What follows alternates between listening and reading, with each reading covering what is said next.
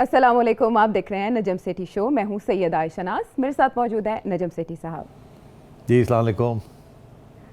नजम सेठी साहब, पाकिस्तान में एक नई इस्तिलाह हम आज मुतारिफ कराने जा रहे हैं, good transparency international and bad transparency international. अच्छा। और ये कैसे? आज हमने सारा दिन खबरों में कुछ ऐसा ही देखा है, लेकिन ट्रांसपेरेंसी इंटरनेशनल की रिपोर्ट के बारे में इमरान खान साहब जब ऑपोजिशन में थे या जद्दोजहद कर रहे थे, सियासी जद्दोजहद, तो क्या फरमाते थे? सबसे पहले प्रोग्राम का हिस्सा बनाइए उसको। इंटरनेशनल की बात हुई, उसकी जो ख़ास चीज़ देखने वाली है कि तकरीबन एक साल में वही ट्रांसपेरेंसी इंटरनेशनल कहती है कि करप्शन पाकिस्तान में 20% बढ़ गई। पाकिस्तान की हुकूमत दुनिया की करप्ट तरीन हुकूमतों में ट्रांसपेरेंसी इंटरनेशनल के मुताबिक समझी जाती है।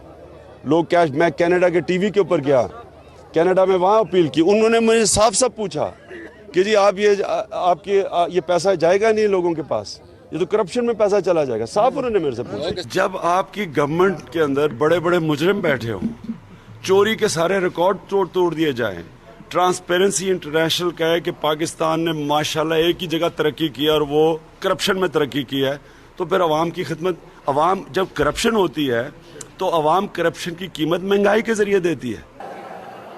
एक इंटरनेशनल इदारा है जो दुनिया में हर मुल्क में देखता है कितनी करप्शन है, उसका नाम है ट्रांसपेरेंसी इंटरनेशनल। उसके मुताबिक पिछले 4 साल में पाकिस्तान में जो करप्शन और टैक्स की चोरी हुई वो है 8,500 अरब रुपया। ये आपका कैसा चोरी हो रहा है? इसकी कीमत आप अदा करते हैं महंगाई के जरिए। खान साहब के लिए ये मुस्तनद हवाला था माजी में, लेकिन फवाद चौधरी साहब इस रिपोर्ट के बारे में ये कह रहे हैं कि डिटेल सामने नहीं आई, लेकिन it's about rule of law, it's not about financial corruption, Mali corruption से मुतालिक नहीं है। फिर उन्होंने कहा इकोनॉमिस्ट का पाकिस्तान में मालिक कौन है, आप ये देख लें। और शहबाज गिल साहब जो हैं वो आदिल गिलानी साहब के पीछे हाथ धो के पड़े हैं। ये क्या फैक्टर्स हैं जिनकी बुनियाद पर रिपोर्ट मुरतब की जाती है, और जो हुकूमत का इस्तदलाल है उसको आप कितना वजन देंगे? सही है। देखिए, ट्रांसपेरेंसी इंटरनेशनल एक इदारा है, इंटरनेशनल इदारा, ग्लोबल इदारा है। ट्रांसपेरेंसी इंटरनेशनल का पाकिस्तान चैप्टर पाकिस्तान के अंदर बेस्ड है। एक वक्त था कि जब ट्रांसपेरेंसी इंटरनेशनल पाकिस्तान का कोई ताल्लुक़ नहीं था ट्रांसपेरेंसी इंटरनेशनल के साथ। ये कुछ 10 साल पहले की बात बता रहा हूँ आपको। अच्छा। जब ये 90s में पाकिस्तान ट्रांसपेरेंसी इंटरनेशनल पाकिस्तान की बुनियाद रखी गई है 1995 में ना, जो उनके पेज पे मौजूद है। तो उस वक्त इनका कोई ताल्लुक नहीं था ऐसे ट्रांसपेरेंसी इंटरनेशनल के साथ। नाम इन्होंने वही रखा, आगे पाकिस्तान लिख दिया। बाद में इन्होंने फिर उनके साथ रब्ता करके, ट्रांसपेरेंसी इंटरनेशनल के साथ रब्ता करके, और उनको कन्विंस किया कि हम क्रेडिबल ऑर्गेनाइजेशन है, हमें आप अपना हिस्सा बनाएं, जैसे आपकी बाकी मुल्कों के अंदर लोकल चैप्टर्स हैं, हमें भी आप ये हैसियत दें कि लोकल चैप्टर की। जी। तो फिर over a period of time फिर ट्रांसपेरेंसी इंटरनेशनल पाकिस्तान का ताल्लुक बराह रास्त ट्रांसपेरेंसी इंटरनेशनल के साथ हो गया। तो अब इनका बराह रास्त उनके साथ ताल्लुक है। अगर उस वक्त 90s में इनकी कोई ख़ास हैसियत नहीं थी और इनके ऊपर बड़े सवाल खड़े हो रहे थे कि एक NGO आ गया है, पता नहीं क्या करता है क्या नहीं करता, बाद में जब इनका ताल्लुक इंटरनेशनल ट्रांसपेरेंसी इंटरनेशनल के साथ हुआ तो इनकी फिर हैसियत में इजाफा हो गया कि भाई अब इंटरनेशनल ऑर्गेनाइजेशन के साथ इनका ताल्लुक है। तो अगर पहले कोई गड़बड़ थी तो अब वो नहीं है। पहली बात तो ये कि उस वक्त फिर ट्रांसपेरेंसी इंटरनेशनल को तो हमेशा पहले दिन से ही बड़ी अहमियत इंटरनेशनली मिलती रही है, बिकॉज वो सारी दुनिया में सारे मुल्कों को एग्जामिन करते हैं कि वहाँ लोग क्या कह रहे हैं, पोलिंग करते हैं एक किस्म की। जैसे आपके यहाँ पोल्स होते हैं, गैलप हो गया या दूसरे पोल्स हो गए, वो सैम्पलिंग करते हैं, वहाँ से जाके लोगों से सवाल पूछते हैं और उसके बेसिस के ऊपर ये फिर मार्किंग्स करते हैं, और फिर मार्किंग्स करके इनका बोर्ड है वो फैसला करता है कि करप्शन इंडेक्स एक बनाया हुआ है। इंडेक्स के अंदर 10-15 या 8-10 आइटम्स हैं, जिसमें रूल ऑफ लॉ एक आइटम है। रूल ऑफ लॉ एक आइटम है। उनका मतलब है कहने का कि जिस मुल्क में रूल ऑफ लॉ ना हो या कम हो, वहाँ करप्शन ज़्यादा होती है। तो इसलिए वो फिर उसको भी नंबर देते हैं। फिर और भी बहुत सी चीज़ें हैं, efficiency and government transparency and so on and so fourth, और कॉन्ट्रैक्ट्स कैसे दिए जाते हैं, अखबारों के अंदर कहानियाँ क्या आती हैं, मीडिया क्या सोचता है एंड आवाम क्या सोचती है। तो इसी तरीके के साथ ये एक इंडेक्स बनाते हैं और वो हर साल उसको अपडेट करते हैं और उसके रैंकिंग्स देते हैं। तो अगर ये इंडेक्स जिस तरीके से ये बनाते हैं उस पर कोई तब्दीली नहीं है, तो एक वक्त अगर इमरान खान साहब इस इंडेक्स को मानते थे तो फिर आज भी मानना पड़ेगा। अगर उस वक्त ये कहते कि नहीं हम इसको नहीं मानते इस इंडेक्स को, तो फिर आज भी ना मानते। तो इसलिए ये कहना जो आपने अभी दिखाई हैं, अभी और भी बड़ी है इनकी क्लिप्स, एक आध क्लिप्स और आप मिस कर गए, अपने स्टूडियो वालों को कहें अगर दिखा सकते हैं तो वो भी दिखा दें। ये इनके जो मैनेजिंग डायरेक्टर थे आदिल गिलानी साहब, उनकी 2019 में खान साहब के साथ एक प्राइम मिनिस्टर हाउस में मीटिंग की तस्वीरें भी अवेलेबल हैं। जी बिल्कुल, ये साथ साथ चल रही है। अच्छा, तो चल रही है, वेरी गुड। तो उस वक्त तो खान साहब बड़े स्माइल करके इनको बड़ी वेलकमिंग कर रहे हैं, नए नए आए थे। उनको क्या पता था कि जाके आगे जाके ट्रांसपेरेंसी जो है वो इस किस्म की रिपोर्ट शाया करेगी। उस वक्त तक तो जो रिपोर्टें आ रही थी वो पिछली हुकूमतों के बारे में थी, ख़ुसूसन नवाज शरीफ साहब की हुकूमत और जरदारी साहब की हुकूमत। तो अब जाके क्योंकि इनकी हुकूमत आई है तो अब रिपोर्ट में ज़ाहिर है पिछले 3 साल से वो इनको भी मॉनिटर कर रहे हैं। हमने पिछले साल भी डिस्कस किया था कि इसका इंडेक्स जो है वो अब ख़तरनाक एरिया में जा रहा है, PTI के ख़िलाफ़ जा रहा है।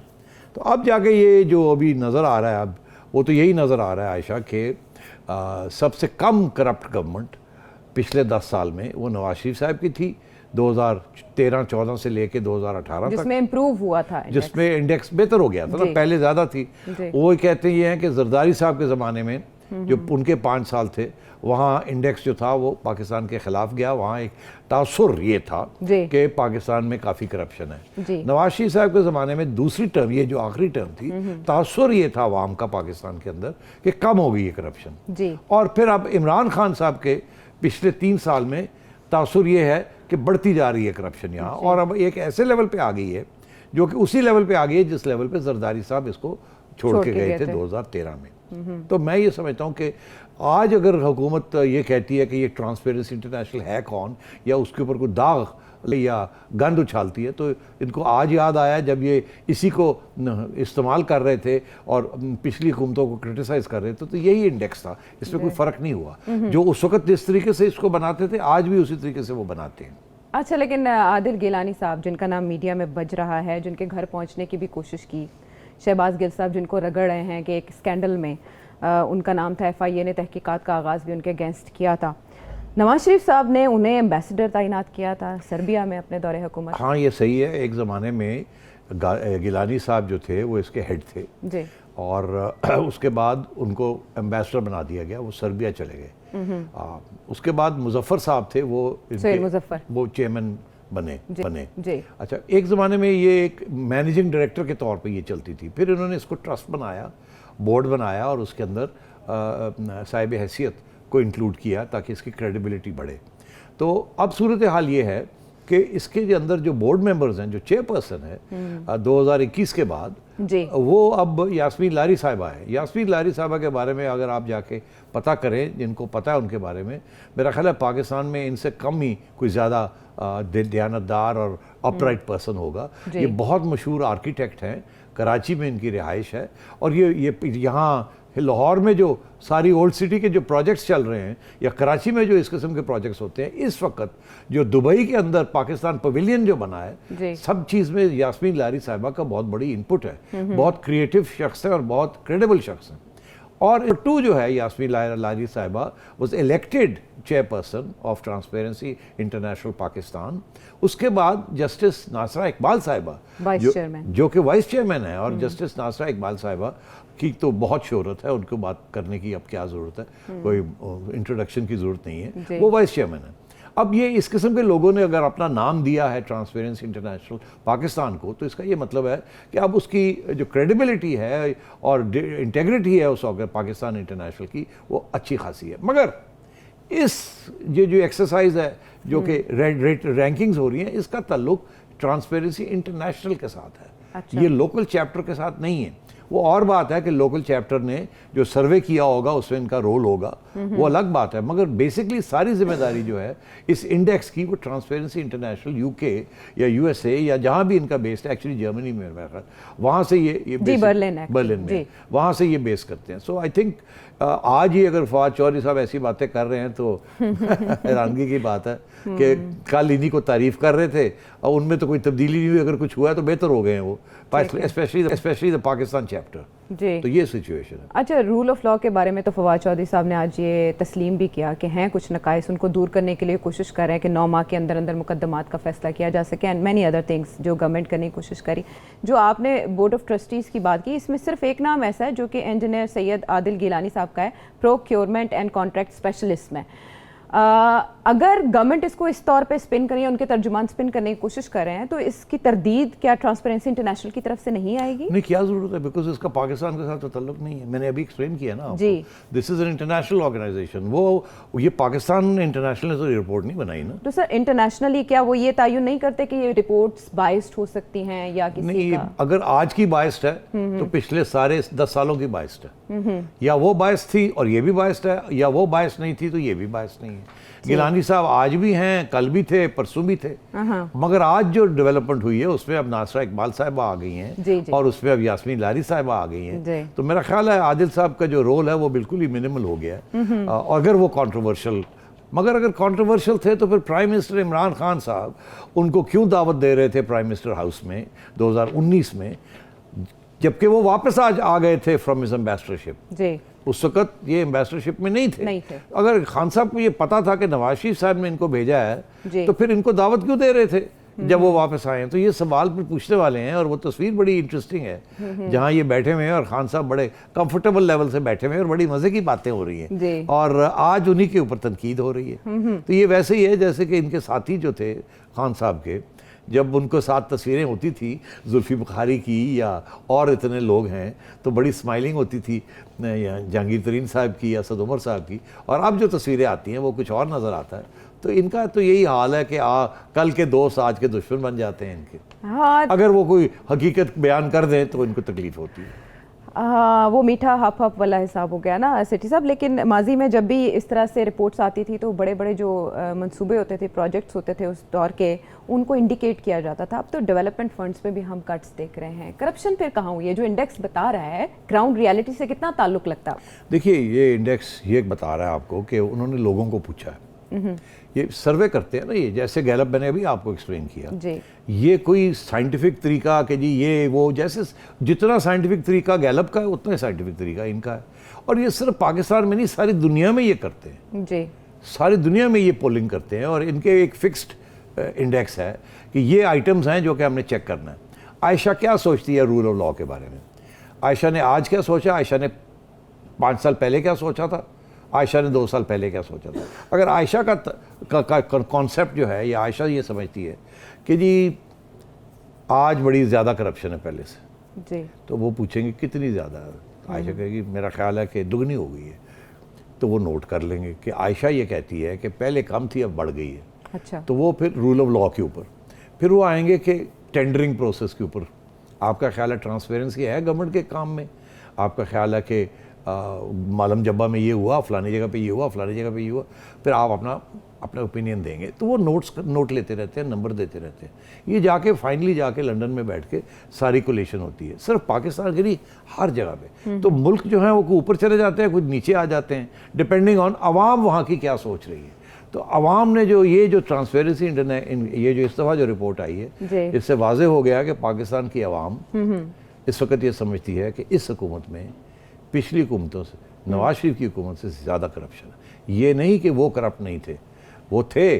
उनका स्कोर 120 122 पे पहुंचा हुआ था जी। और इनका पहुंच गया 140 उस दौर में 117 पे था। हाँ। लास्ट ईयर हमने देखा 124 पे और अब 140 एकदम। हाँ। एक साल के अंदर कितनी बड़ी पॉइंट्स। हाँ, माय गॉड। तो ये कोई छोटी बात नहीं है। याद होता ना 1-2 पॉइंट्स इधर उधर हो जाते हैं तो आप कहते हैं यार ये तो स्टैटिस्टिकल एरर भी हो सकता है, ये कोई ऐसी बात नहीं है, ऊपर भी हो सकता था नीचे भी हो सकता है, पता नहीं इस दफ़ा अब नजम सेठी ने ना इसमें कुछ गड़बड़ कर दी हो, मगर इतना लंबी जंप।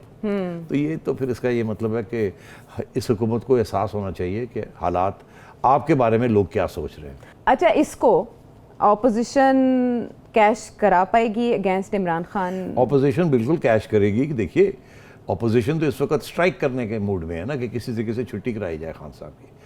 खान साहब की जो फेलियर हुआ है वो ऑन गवर्नमेंट परफॉर्मेंस हुआ है। इसके साथ अब जो है कि नया डायमेंशन खुल गया है। क्या? देखिए पहले तो सारा करप्शन का जो इशू जिहाद खान साहब उनके खिलाफ थे। जी जी। अब जो है इसके बाद तो अपोजिशन कहेगी लो जी ऐसी तो कीता ही कुछ नहीं, ये जो कर रहे हैं। और इनकी जो कहानियां अब शुरू निकलेंगी, मैं आपको ये भी बता दूं कि अब ये दलेरी के साथ लीकिंग होगी। अब इनके अपने लोग जो हैं वो लीक करेंगे खबरें, बिकॉज अब लोगों को ये बात पता चल गया है कि शायद इनका वक्त पूरा हो गया है। अच्छा। अब जब वक्त पूरा हो जाता है तो उससे पहले कल हमने बात कही थी कि वो किश्ती के साथ क्या होता है, जहाज के साथ, तो आज को और आपने वो म्यूट कर दिया था, तो इसलिए आज मैं वो लफ्ज़ नहीं इस्तेमाल करता। आज मैं सिर्फ यही आपसे कहूँगा कि यहाँ परसेप्शन इस मुल्क में अब ये है कि खान साहब अनपॉपुलर हो चुके हैं, खान साहब को हुकूमत करनी नहीं आती, खान साहब के दोस्त इनको छोड़ रहे हैं और सब चुगलियाँ शुरू कर दें, और अब आहिस्ता आहिस्ता इनके खिलाफ रियासत के जो इदारे हैं इनके खिलाफ फैसले आने शुरू हो जाएंगे। अच्छा। लीगल फैसले भी आएंगे, इलेक्शन कमीशन के फैसले भी आएंगे और फैसले भी इनके खिलाफ आने शुरू हो जाएंगे। हवा बदलती है तो फैसले आने शुरू हो जाएंगे। जैसे ख्वाजा आसिफ को जिरा का हक मिल गया अदालत से इमरान खान साहब पे, फिर हम इलेक्शन कमीशन को देख रहे हैं कि उन्होंने दीर जाने से रोक दिया वज़ीर आज़म पाकिस्तान को, क्योंकि अब वहाँ इलेक्शन लोकल गवर्नमेंट मार्च में छोटी बात नहीं है। उन्होंने एक दफ़ा खत लिखा, फिर खत लिखे उन्होंने कि जी इनको अगर ये आए तो ये हो जाएगा, ये इनको नहीं आना, क्योंकि आपको याद होगा कि इनको रोका गया था कि पेशावर आपने नहीं जाना जी, और ये चले गए थे प्राइम मिनिस्टर साहब, तो इनको उन्होंने वार्निंग दी थी कि आपने नहीं करना ये। अब फिर ये तैयारी करके बैठे हुए वहाँ जाने की, इसीलिए इलेक्शन कमीशन ने प्रीएम्प्टिव खत लिखने शुरू कर दिए कि ये बिल्कुल नहीं आएंगे, ये नहीं आना चाहिए इनको, वगैरह वगैरह। तो बस भाई ये सूरत हाल है। ठीक है। और आगे भी और भी चीजें आने वाली हैं, अब ना ज्यादा बातें मिसाल के तौर पे मुस्तकबिल करीब में क्या होने वाला? अभी बिल्कुल बड़ी जल्दी वाडा साहब की डिस्क्वालिफिकेशन आ जाएगी।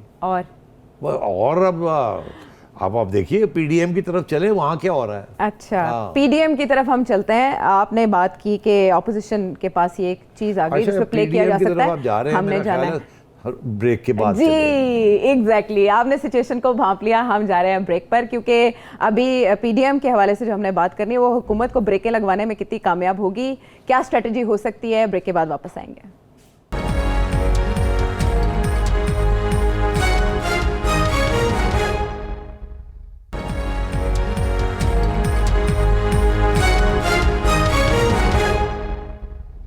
Welcome back to the show. और अब पाकिस्तान डेमोक्रेटिक मूवमेंट की बात कर लेते हैं, जो कि शेख रशीद साहब के मुताबिक इमरान खान साहब के नाखूनों में है या उनके गर्दन पर किसी का हाथ है। उनका जो इजलास हुआ उसमें जो फैसले किए गए वो तो सबके सामने हैं। तहरीक अदम एतमाद के हवाले से मौलाना साहब ने ये कह दिया कि उनकी जरदारी साहब से बात नहीं हुई, मजीद उस पर उन्होंने बात नहीं की। सदारती निज़ाम को उन्होंने कहा काबिल कबूल नहीं है। लॉन्ग मार्च की तारीख वो नहीं बदलेंगे, 23 मार्च को ही लॉन्ग मार्च होगा। जोहर के बाद उन्होंने कहा कि हम वहाँ पहुँचेंगे। कोई स्ट्रेटजीज़ वगैरह उन्होंने तरतीब दे दी हैं, लेकिन शेख रशीद साहब उन्हें बार बार खबरदार कर रहे हैं। वो क्या कह रहे हैं सिटी साहब, उस पर ज़रा सुन लेते हैं, फिर करेंगे बात।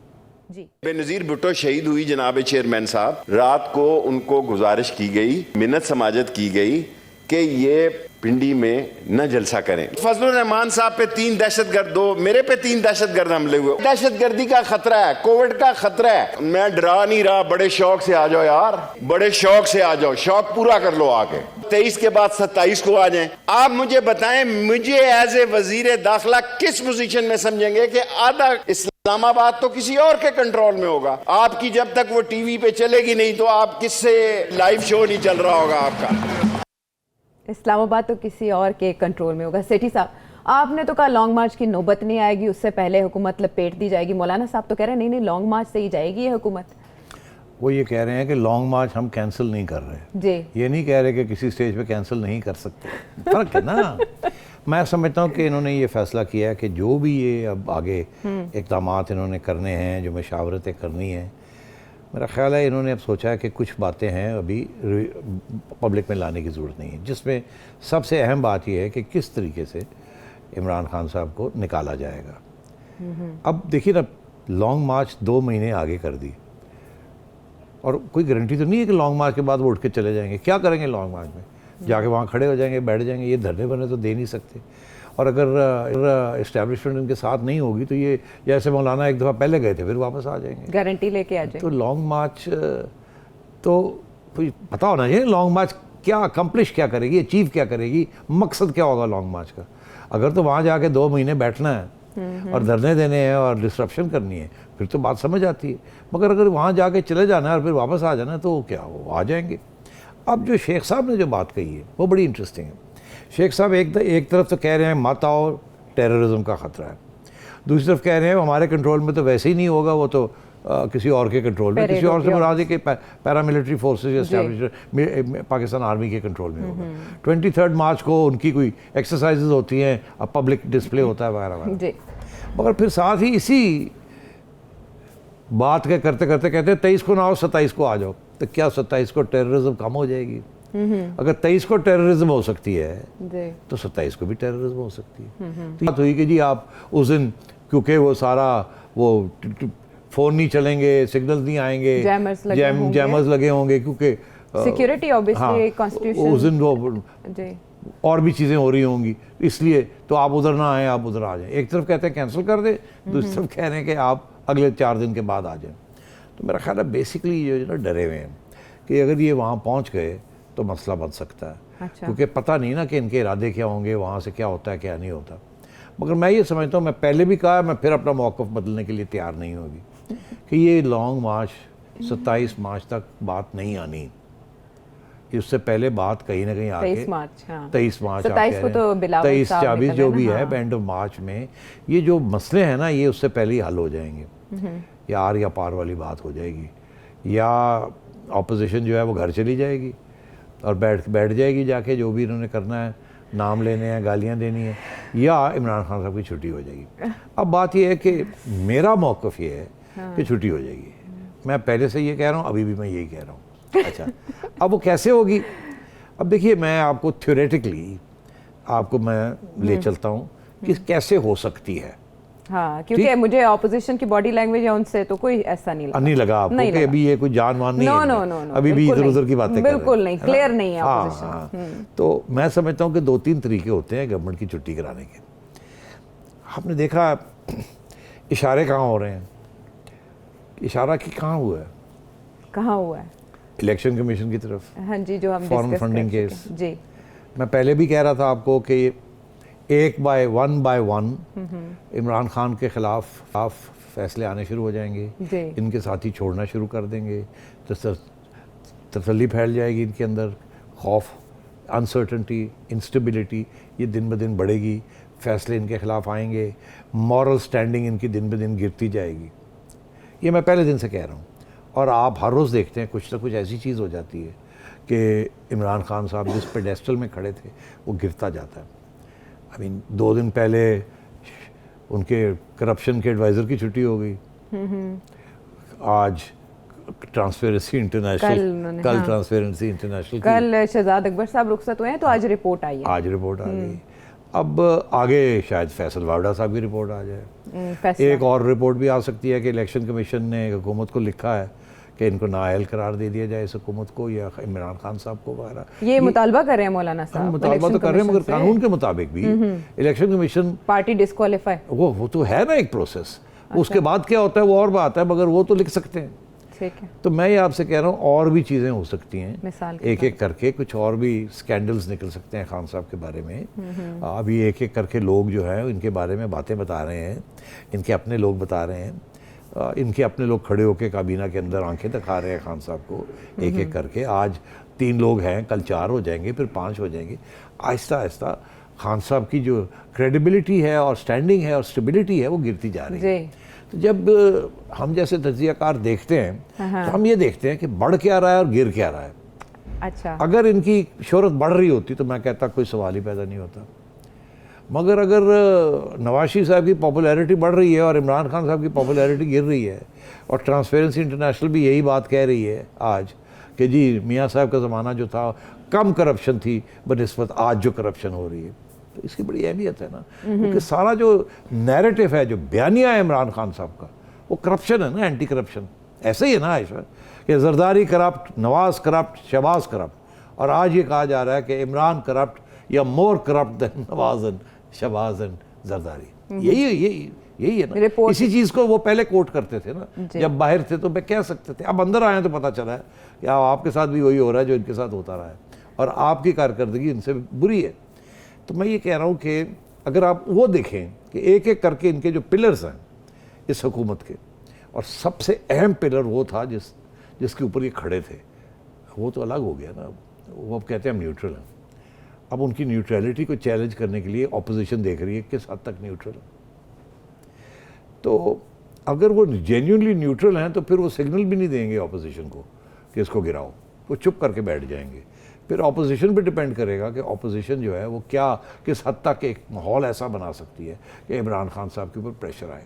आज मैं आपको एक बात बताता हूँ, मैं उससे आगे नहीं बढ़ूंगा, आपने सवाल नहीं पूछा। अच्छा से आप वादा करें, मेरे जहन में ना कब से एक सवाल मचल रहा है, ठीक है, इसके बाद उसके बाद मैं जवाब दे दूंगा, मगर जो बात मैं कहूँगा उसको वहीं छोड़ देना। Okay okay done, promise.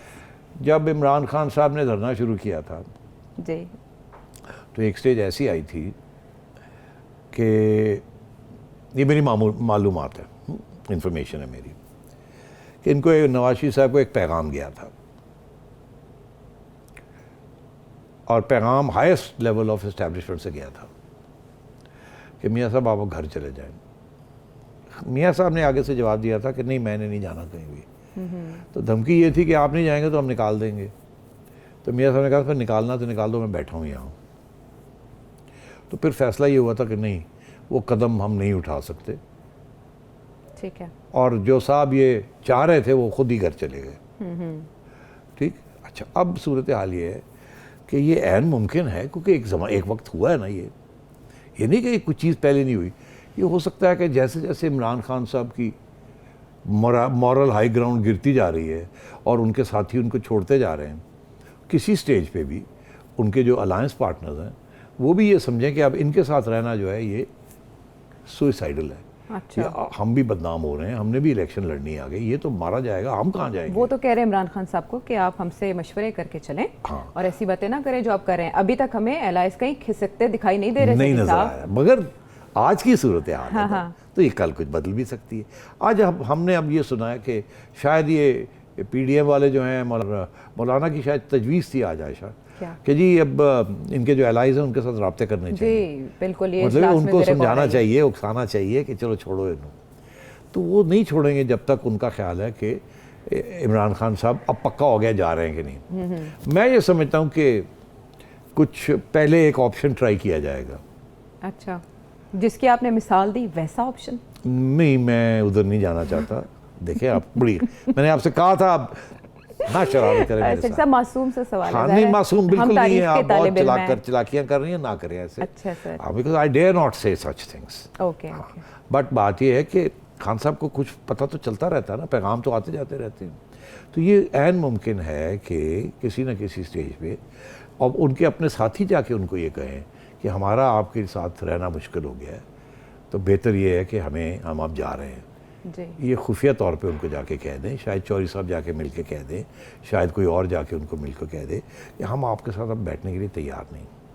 तो पैगाम ही होता है ना। तो आज वो कह रहे हैं कि क्या कह रहे हैं कि आप हमें कंसल्ट करें। बिल्कुल बिल्कुल, फैसलों से पहले हमसे मशवरा किया करें। तो अब ये वो वक्त है जबकि और हमें ऑपोजिशन की तरफ मत धकेलें। हाँ, तो धमकी तो आ गई, ताकि कल को अगर जाना भी पड़े तो कह सके हमने तो इनको कब से कह रहे हैं, हमें इन्होंने घास ही नहीं डाला, हमें हमारे साथ बदतमीजी की, हमें लिफ्ट नहीं कराई, हमें सुनी नहीं बात हमारी, अब हम बजा रहे हैं। अब हम तो अपनी वो भी तो अपनी ग्राउंड प्रिपेयर करेंगे ना। अच्छा। एकदम तो उठ के नहीं चले जाएंगे। तो अब मैं आपसे ये कह रहा हूँ कि इस वक्त बड़ी दिलचस्प गेम चल रही है। हाँ, जो ऑपोजिशन वाले हैं वो सोच रहे हैं कि इनको निकालना है, तो उसके 2-3 तरीके हैं। एक तो वोट ऑफ नो कॉन्फिडेंस है, नहीं उसके उसकी लिए बात क्यों नहीं हुई ना सेठी साहब? उसके लिए ऑपोजिशन के ये जो साथी हैं इनके, उनकी ज़रूरत पड़ेगी। ठीक है, तो पहले उनसे बात तो कर ली जाए। और वो जो लोग हैं जो इनके पास आ रहे हैं, जो जिसके बारे में अयाज सादिक साहब कह रहे हैं ना जी, हमारे पास अंगेज तादाद हमसे राब्ते पता नहीं, में। कोई कहता है जी 50 लोग हैं हमारे पास, कोई कहता है 10-12 हैं। जी, तो वोट ऑफ नो कॉन्फिडेंस तो उस वक्त होगा जब पक्का हो जाएगा काम। अगर उससे पहले ही खान साहब खुद एहसास कर लें कि अब मैं जाना है मुझे, और बेहतर ये है कि मैं खुद ही चला जाऊं, तो ये हो सकता है ना। नवाज शरीफ साहब ने ऐसा नहीं किया, इमरान खान साहब तो फिर भी तो ये हो सकता है मजबूत आसाब के मालिक हाँ, सेठी तो साहब, वो नहीं हो सकता है जाएंगे। कि जी। उनको समझाया जाए किसी तरीके के साथ के, और अगर वो नहीं मानते तो फिर ये ऑप्शन तो है ना। ये पहला ऑप्शन तो शायद बेहतर वही है कि वो खुद ही फैसला करें। अच्छा, यहाँ कहानियाँ ऐसी भी चल रही हैं कि उन्होंने ऑलरेडी इस किस्म की सिचुएशन के लिए उन्होंने ऑलरेडी कुछ फैसले ज़हन में किए हुए हैं कि अगर ऐसे हुआ तो मैं ये करूँगा, अगर ऐसे हुआ तो मैं ये करूँगा।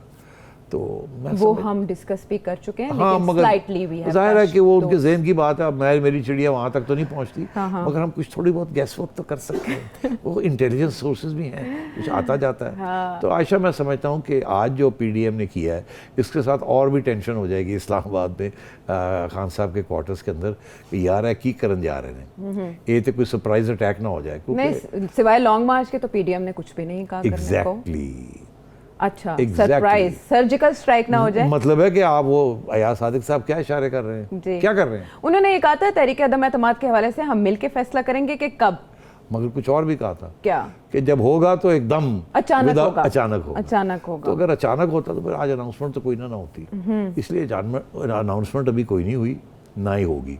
अब आप देखिएगा आगे क्या होता है। आगे मैं समझता हूँ कि कुछ राब्ते होंगे अगले 10 दिन के अंदर अंदर या 7 दिन के अंदर अंदर, कुछ आपको फैसले नज़र आएंगे जिससे और भी रास्ते आपको क्लियर नज़र आएंगे कि आगे ये बात कहाँ किधर जा रही है। अच्छा, तो अब इससे ज़्यादा मैं पेशेंटगोई नहीं करना चाहता। रेकोडिक का मामला मौलाना साहब ने क्यों कहा कि पब्लिक के साथ? रेकोडिक का मामला इसलिए कहा कि रेकोडिक के अब सिग्नेचर की ज़रूरत पड़ गई है। वो मुआहदा तैयार हो गया, अब उस पर प्राइम मिनिस्टर साहब और कैबिनेट ने ओके करनी है। जैसे ये कानून आया था ना स्टेट बैंक वाला और ये मिनी बजट का, जी। बड़ा अनपॉपुलर था। अब रेकोडिक वाला भी जो है ये एक बहुत मुश्किल फैसला है। 6-7 अरब डॉलर की ड्रज पड़ी हुई है पाकिस्तान को, वो मसला हल करना है। वो मसला अब निगोशिएट हो चुका है, इसीलिए बलूचिस्तान के लोग कह रहे हैं पहले हमें इतना शेयर परसेंट बताएं। मिलता था, हमारा शेयर बढ़ गया है वगैरह जी। वगैरह। वो कोई ना कोई सेटलमेंट तो रियासत पाकिस्तान को करनी पड़ेगी। अच्छा। मगर अंगूठा हमेशा हुकूमत का होता है। तो अब ये जो अपोजिशन है इसको भी इस्तेमाल करेगी कि आपने बड़ा सस्ता बेच दिया, तो प्रोपेगेंडा है। प्रोपेगेंडा तो अपोजिशन करेगी। तो ये रेकोडिक भी जब अब वो कह रहे हैं जी खुफिया, ये सारी खुफिया अग्रीमेंट हो रही है, तो खुफिया अग्रीमेंट है तो फिर खुफिया ही रहेगी। मगर बात यह है कि रेकोडिक वाली एग्रीमेंट जो है उसके अंदर 6 अरब रुपया बचाने, 6 अरब डॉलर जो है पाकिस्तान हुकूमत के पास नहीं है। और फ्रैंकली ये जो फैसला आया था ये इमरान खान साहब की हुकूमत का, उसमें कोई उसमें किरदार नहीं था। किरदार नहीं है। ये पिछली हुकूमतों की वजह से ये सारा कुछ हुआ। इनफैक्ट मैं समझता हूँ हुकूमतों का भी इस पर कोई रोल नहीं था। इसमें सबसे बड़ा रोल तो सुप्रीम कोर्ट का, जुडिशल एक्टिविज्म, जुडिशल एक्टिविज्म का था, जिसने मरवा दिया हमें। जी। और उसकी वजह से अब हमारे ये गले पड़ा हुआ है। अब उनको फिक्स भी नहीं किया जा सकता ना, उनको रिस्पांसिबल चले गए, वो जुडिशरी को कौन फिक्स करेगा? तो ये तो पहले भी मैंने तनकीद की है जुडिशरी की कि जी। इन चीज़ों में नहीं जाना चाहिए इनको, और सॉवरन जहाँ सॉवरन गारंटीज हो वहाँ इस किस्म के फैसले नहीं करने चाहिए। बहरहाल तो अब रेकोडिक का फैसला जो है उसके ऊपर भी अंगूठा लगना है और वो भी पास होना है, ठीक। और वो भी फिर एक अनपॉपुलर किस्म की ऑपोजिशन उसके ऊपर भी बात करेगी। मगर मैं ये समझता हूँ ये जो छोटी छोटी चीज़ें जैसे ये क्लियर होती जाएंगी ना, तो इमरान खान साहब की ज़रूरत रियासत पाकिस्तान को कम होती जाएगी। आने वाला 1 हफ्ता हम या 2, मैं समझता हूँ अगले 1-2 हफ्ते के अंदर अंदर नहीं, मैं समझता हूँ 1 हफ्ते के अंदर अंदर आपको और भी चीज़ें पता चलेंगी, स्नोबॉल इफेक्ट, आपको और भी इशारे मिलेंगे। अच्छा। देखो ना, ये सारे इशारे हैं जो मैं आपको बता रहा हूँ। लेकिन मौलाना साहब भी हमें आज को इतने खुश दिखाई नहीं दिए। सेठी साहब वो कह रहे हैं कि हुकूमत का खात्मा लाजिम है, लेकिन रास्ता क्या है, मंजिल क्या है, अभी तक वाज़ेह ऐलान नहीं हुआ। और क्यों नहीं हुआ ये भी सेठी साहब ने बता दिया। हम वापस आते हैं एक ब्रेक के बाद।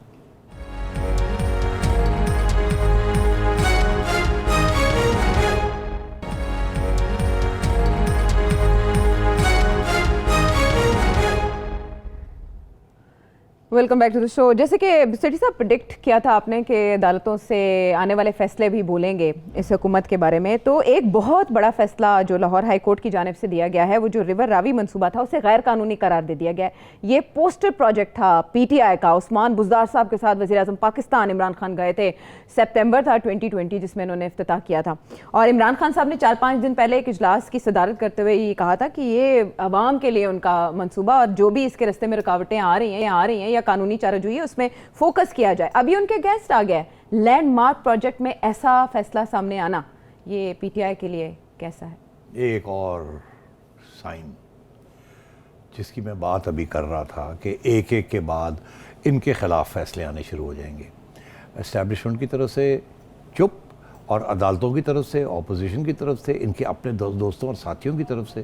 खान साहब का जो जो स्टैचू बना हुआ है ना वो चिपिंग हो रही है उसके ऊपर। अच्छा। और ये बहुत बड़ा फैसला है।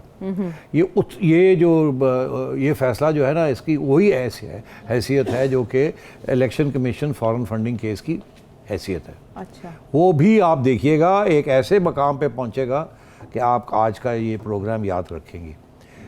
इलेक्शन कमीशन इनको ठीक ठाक खड़काएगा। अच्छा। और उस वक्त ऐसे ऐसे हो जाएंगे ये। अच्छा, आगे ये होने वाला है। और वावड़ा साहब तो छोटी छोटी चीज़ें हैं, वो तो एक और आ जाएगा ठा। मगर वो जो जब इलेक्शन कमीशन लिखेगी ना हुकूमत को कि जी ये हुकूमत कानून के मुताबिक हुकूमत को ही लिखना है। बिल्कुल। और हुकूमत ने सुप्रीम कोर्ट भेजा, और सुप्रीम कोर्ट वो भेजे ना भेजे, भेजना है मगर वो इधर उधर जाने की कोशिश करेगी। मगर मॉरली जाएगा कि इनको डिस्क्वालीफाई करें या इसकी डिस्क्वालिफिकेशन के ऊपर सोचें, तो आप सोचिए कितना बड़ा ये इम्तिहान होगा इमरान खान के लिए कि अब इलेक्शन कमीशन ऑफ पाकिस्तान वो आपके बारे में ये कह रही है।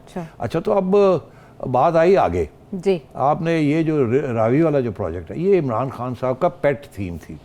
हालांकि लोग ये कह रहे थे कि ये गरीबों के लिए इसका कोई हैसियत नहीं है, ये अमीरों के लिए ये पूरा एक नया शहर बन रहा है। मगर बात ये है कि बात ये नहीं थी कि अमीरों के लिए बन रहा है या गरीबों के लिए बन रहा है। बात ये थी कि इसमें बिलियंस नहीं ट्रिलियंस ऑफ रुपीस इन्वॉल्व थे। फॉरेन इन्वेस्टमेंट थी और फॉरेन इन्वेस्टमेंट थी, बहुत कुछ था। और इसके साथ वो कहते थे जॉब्स क्रिएट होंगे, रावी के पानी साफ होगा, पानी और आएगा, मतलब दुनिया जान की चीज़ें थी। मगर इसके ऊपर ऑपोजिशन भी बड़ी थी। जिनसे ज़मीनें ली जा रही थी वो प्रोटेस्ट उनको बहुत कम पैसा दिया जा रहा था। किसान प्रोटेस्ट कर रहे थे और फिर फार्मर्स प्रोटेस्ट कर रहे थे, एनवायरनमेंटलिस्ट प्रोटेस्ट कर रहे थे कि आप एक 10 मिलियन मतलब 1 करोड़ आबादी का एक नया शहर रावी के ऊपर आप बनाने जा रहे हैं और इसके साथ तो सारी वहाँ की जो एनवायरनमेंट है वो तबाह हो जाएगी, कोई नई चीज़ बनेगी। और उस जब तक वो बनती जाएगी इतने पैसे कहाँ से आएंगे, कैसे होगा ये मतलब ये किस तरीके से आपने सोचा ये था कि शायद ये कोई 20 साल लग जाएंगे। आफ्टर ऑल इसको कंपेयर किया जा रहा था आयशा विद इस्लामाबाद कि यहाँ सिर्फ एक ही शहर बना है, इस्लामाबाद, प्रॉपर प्लान के तहत। हाँ, और ये दूसरा शहर बनने जा रहा था ताकि लाहौर इस वक्त 1 करोड़ की आबादी है, तो 1 करोड़ की आबादी रावी के उस पार। तो ये लाहौर जो थी उसने उधर जाना था, आगे मुरीद के शेखुपुरा इधर चला जाना था और जाके पता नहीं कितना बड़ा। तो ये एक शहर अगर ये बनाने जा रहे थे तो इसके अंदर तो जाहिर है फिर बहुत बड़े कंस्ट्रक्शन के कंट्रैक्टर्स और दुनिया जान के कमीशन सब कुछ होना था इसमें। तो मैं ये समझता हूँ कि ये उन्होंने जो स्ट्राइक डाउन किया है वो बेसिक लॉ के ऊपर किया है कि जिस कानून के तहत आपने ज़मीन गरीबों से ली है, जो पेजेंट्स हैं वहाँ के जो फार्मर्स हैं, इस कानून के तहत इस किस्म की कार्रवाई के लिए आप नहीं ले सकते। पब्लिक गुड के आप लिए ले सकते हैं और मार्केट प्राइस देनी पड़ती है। फिर इतना बड़ा धक्का, इमरान खान साहब जो आता है उसके आगे यही बात रखते हैं कि हम ये करने जा रहे हैं, मतलब इतना बड़ा मनसूबा हम बनाने जा रहे हैं। और वो मंसूबा आज हाई कोर्ट ने उसकी छुट्टी करा दी है और बहुत अहम पॉइंट्स के ऊपर छुट्टी कराई है। इससे बड़ा धक्का इमरान खान साहब को नहीं लग सकता अपने प्रोजेक्ट्स के बारे में, क्योंकि वो प्रोजेक्ट्स तो उनके थे ही कोई नहीं।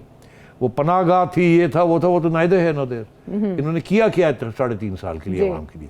ये एक ड्रामा था। वो भी ड्रामा जो है हाई कोर्ट ने कहा ये क्या है। अच्छा, एक बार फिर आप उसी को दोहरा रहे हैं सेठी साहब। इमरान खान साहब का जो वादा था 1 लाख घरों का, 50 करोड़ नौकरियों का, और उसके साथ 50 लाख घर, 1 करोड़ नौकरियाँ, एक्चुअली वो सारा मिक्स हो जाता है क्योंकि on earth we don't see something like that. तो इस मंसूबे को लेकर भी ये कहा था कि जॉब क्रिएशन होगी, जो पाकिस्तान में खाम माल बनता है वो इसमें इस्तेमाल होगा, तो यहाँ पर इन्वेस्टमेंट आएगी। तब से लेकर अब तक इमरान खान साहब इस मंसूबे को लेकर बड़े खुश थे। कहाँ कहाँ आपको खराबियाँ लगती हैं? बोर्ड ऑफ गवर्नेंस के हवाले से भी इतलात आ रही हैं। फिर जो इस अथॉरिटी के चेयरमैन थे उन्होंने भी रिज़ाइन कर दिया था। असल में इशू है कहाँ? नहीं, इशू तो बड़े हैं इसमें। देखिए 1 साल हो गया इसको शुरू किए हुए, अभी 2020 में अनाउंस हुआ था और कुछ भी नहीं हुआ। और वो जो सारे जो इलीगैलिटीज कमिट हुई हैं, मास्टर प्लान में ये था नहीं, मास्टर प्लान को अमेंड नहीं किया, कानून को किया नहीं, ज़बरदस्ती ज़मीनें ले ली, ये एक एंगल नहीं, इसमें बहुत सी जैसे कहते हैं वायलेशंस हुई हैं। तो सिर्फ अनाउंसमेंट की गई और होमवर्क नहीं किया गया? बिल्कुल ऐसे ही है, अनाउंसमेंट की गई, होमवर्क नहीं किया गया, बिल्कुल कोई होमवर्क नहीं किया गया। तो शहबाज शरीफ साहब के दौर में भी इसके ऊपर फिजिबिलिटी रिपोर्ट वगैरह कोई बनती रहती है। अच्छा, इस किस्म की चीज़ें। मगर इन्होंने जिस तरीके से इसको बिल्ड किया था कि जैसे कि एक बहुत बड़ी चीज़ मैं करने जा रहा हूँ, जैसे नवाज शरीफ साहब ने एटम बम फाड़ा था तो ये एक नया एटम बम फाड़ने जा रहे हैं, बह गया। और ये नहीं चलेगा, ये प्रोजेक्ट कभी भी नहीं होगा, ये मैं आपको लिख के दे रहा हूँ। छोटे छोटे प्रोजेक्ट्स बनेंगे, बैरिया टाउन इधर बन गया, फलानी सिटी उधर बन गई, ये बन गई। लाहौर के अंदर अब जो आगे डेवलपमेंट होगी वो नए शहर नहीं बनेंगे। लाहौर ऐसे एक्सपैंड कर रहा था हॉरिजॉन्टली, इधर आके इंडिया का बॉर्डर आ जाता है तो फिर इधर होना शुरू हो गया वो, ठीक है। अब वो सारी जगह ख़त्म हो गई है। अब लाहौर की जो एक्सपेंशन होगी आगे वो दो लेवल पे होगी। अच्छा। और मैं आपको कह रहा हूँ कि अगर कोई अच्छी हुकूमत आती है तो इस बात को वो उसको एहसास हो जाएगा। अगर अभी तक नहीं इनको हुआ, टाउन प्लानिंग का जो मॉडर्न सिटीज़ हैं, एक ट्रैफिक कंट्रोल, पोल्यूशन कंट्रोल और vertical, that is the future of Lahore. Horizontal expansion जो है वो अब कम हो जाएगी, वर्टिकल एक्सपेंशन होगी और वो शुरू हो गई है, आप देख ही रहे हैं। यूएई तर्ज पे आप कह रहे हैं? देखिए, वर्टिकल एक्सपेंशन जहाँ स्पेस कम हो जाए, और लाहौर की स्पेस इधर रावी रोक दिया है, उधर इंडिया का बॉर्डर ने रोक दिया है, तो इसलिए लाहौर अब ऊपर ही जा सकता है। और उसके लिए एलडीए वगैरह को अब कानून अपने बदलने पड़ेंगे। अभी से बदलने शुरू हो गए हैं। पहले वो कहते थे जी अभी 8 स्टोरी से ज़्यादा ऊपर रेजिडेंशियल बिल्डिंग्स नहीं जा सकती। अब जो अपार्टमेंट्स बननी शुरू हो गई हैं 12 पे पहुंच गई हैं, फिर 14 पे पहुंच जाएंगी, फिर 26 पे पहुंच जाएंगी। कराची मॉडल वही है, प्रोजेक्ट। इसलिए मैं समझता हूँ कि रावी की सिटी कोई नहीं बननी।